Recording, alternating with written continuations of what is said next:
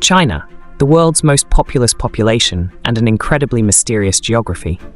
In natural disasters, the human factor and population density directly affect the destructive effects.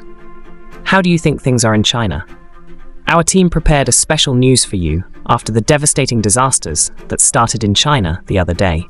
Let's examine what happened in China after the devastating typhoon and the consequences of the disaster together. If you are ready, here we go. Hello, welcome to Disaster Pulse. Here we report on the uncontrolled power of nature, the destruction it creates, and humanity's struggle with these disasters.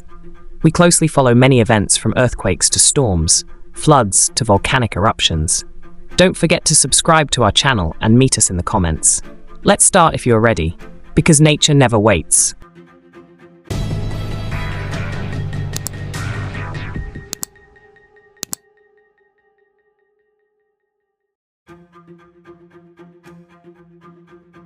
Typhoon Babinka, 30, made landfall in Shanghai, maximizing the storm's impact. The typhoon hit the coastal areas of Pudong, bringing chaos to the city with strong winds and rainfall.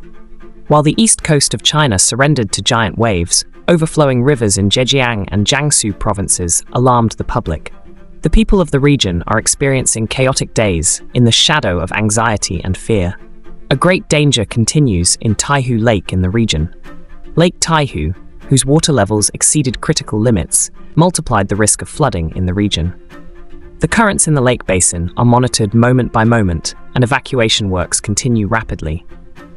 As the streets of Shanghai suddenly turned into a lake, the city mobilized the drainage teams.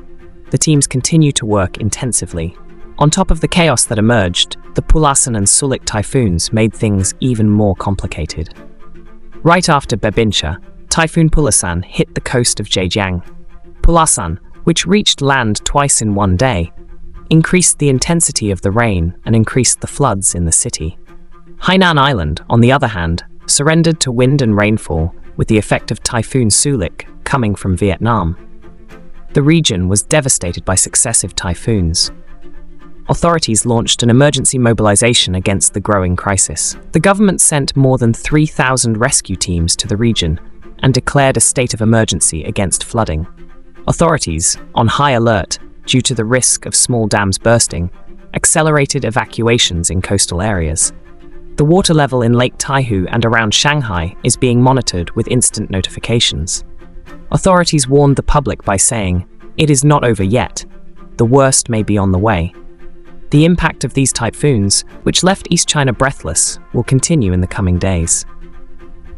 While the rains in the region caused damage to infrastructure and agricultural areas, the destruction left behind by the storm has not been fully determined.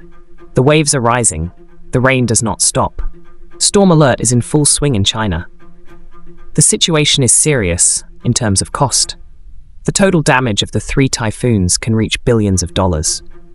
Especially the disruption of agricultural areas, infrastructure, and commercial activities caused costs to rise even higher. The impact on major economic centers such as Shanghai also means a big test for the insurance industry. Local and international insurance companies are struggling to cope with high claims.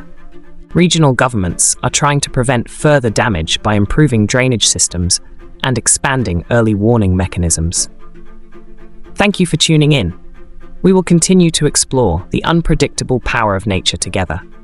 Stay tuned to Disaster Pulse for new developments and more. See you in the next video.